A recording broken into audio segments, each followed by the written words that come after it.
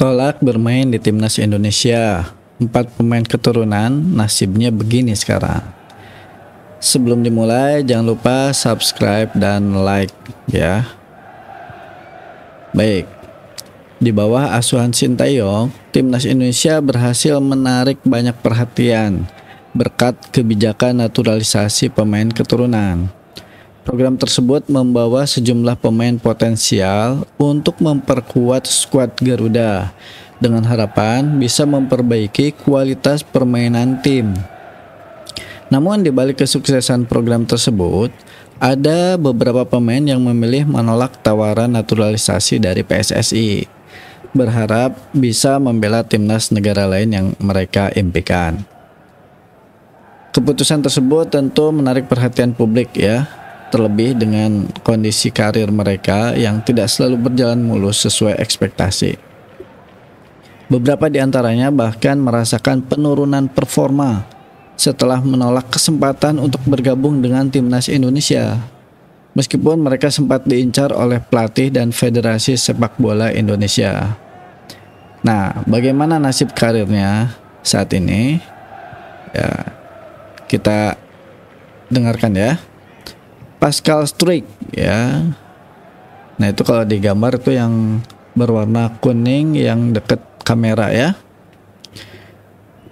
Dekat kamera saya nih ya.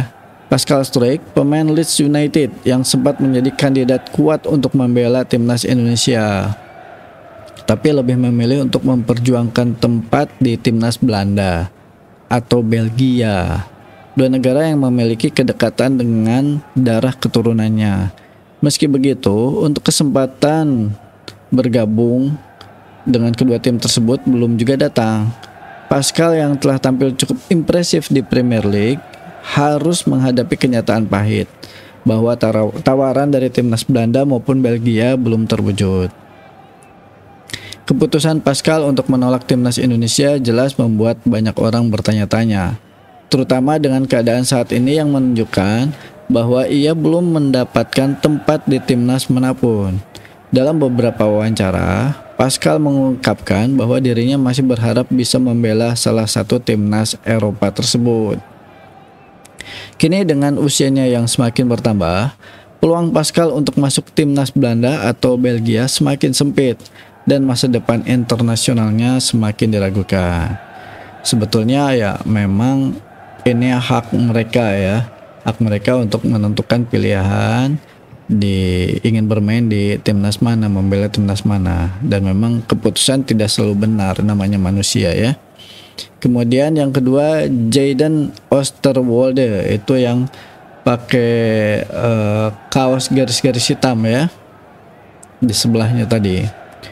Nah, Jayden Oosterwolde pemain yang kini memperkuat Fenerbahce ya. Sempat menjadi incaran PSSI untuk bergabung dengan timnas Indonesia pada 2020. Meski memiliki darah Indonesia dari sang ibu, Jayden lebih memilih untuk mengejar ambisinya bergabung dengan timnas Belanda, negara asal ayahnya. Keputusan ini cukup mengejutkan mengingat PSSI sangat serius ingin mendatangkannya sebagai pemain andalan. Namun tak seperti yang diharapkan, Jayden justru kesulitan menemukan tempat utama di timnas Belanda. Ya susah ya memang, persaingan di timnas Belanda berat. Harapannya untuk mendapatkan panggilan belum juga terwujud. Sementara di level klub, ia pun harus menerima kenyataan pahit dengan dipinjamkan ke klub Serie B Italia, Parma oleh Fenerbahce. Keputusan tersebut jelas merugikan karirnya karena waktu bermain di Liga Top Eropa semakin terbatas. Nah, dengan realitas yang ada, kini Jayden harus berjuang keras agar bisa kembali mendapat kesempatan bermain di level tertinggi dan mendapatkan panggilan dari Belanda. Meski begitu, ambisi untuk bermain di timnas Belanda tetap menjadi prioritasnya. Itu yang kedua tadi ya. Sekarang yang ketiga, Emil Audero ya, itu yang yang warna hitam ya kaosnya. Nah, Emil Audero, oh ini kiper ya, kiper kelahiran Mataram, Nusa Tenggara Barat, menjadi salah satu pemain yang sempat dibidik PSSI untuk memperkuat lini belakang timnas Indonesia. Namun Emil memilih menolak tawaran tersebut karena ambisi besar untuk bisa membela timnas Italia, negara asal ibunya. Oh, di Italia ya. Dalam sebuah video yang beredar, ayah Emil juga sempat menyindir keputusan PSSI untuk memprioritaskan pemain keturunan yang semakin memanaskan situasi. Meski begitu, Emil belum mendapatkan kesempatan bermain untuk timnas Italia hingga saat ini. Seiring berjalannya waktu, perjalanan karirnya di level klub tak menunjukkan proses signifikan. Meskipun bergabung dengan klub besar Serie A, Juventus, ia masih harus puas dengan posisi cadangan dan belum menemukan tempat utama di tim utama. Setelah hijrah ke Sampdoria, Emil tetap tidak mendapatkan tempat sebagai starter yang membuat karir internasionalnya semakin suram. Jadi rata-rata setelah ditawarkan menjadi pemain timnas Indonesia ya, dinaturalisasi, setelah menolak itu jadi menurun gitu ya karirnya ya. Ya, kemudian yang keempat, Andri Syahputra. Nah, itu yang baju kuning ya. Baju kuning. Andri Syahputra yang lahir di Lok Sumawe, Aceh, sempat menonjol dengan penampilannya di Liga Qatar. Keputusan untuk mengganti kewarganegaraannya dan memperkuat timnas Qatar U23 sempat menjadi sorotan. Apalagi ia sempat didekati oleh PSSI untuk membela timnas Indonesia. Tapi, meski tampil gemilang di Qatar, karir internasionalnya justru terhambat karena tidak mendapatkan panggilan dari timnas senior Qatar. Ya, tetap sulit bersaing ya.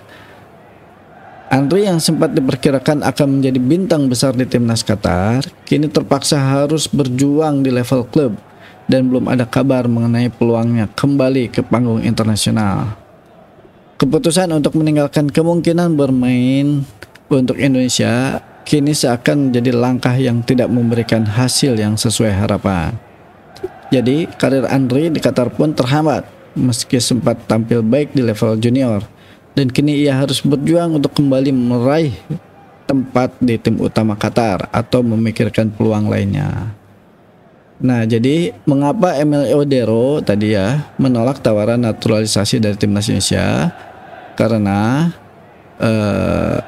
ia memiliki ambisi untuk bermain di timnas Italia. Kalau Andri Syahputra ya, lebih memilih kewarganegaraannya dan bermain untuk timnas Qatar ya, meskipun belum ada panggilan. Ya, itu saja. Jangan lupa subscribe dan like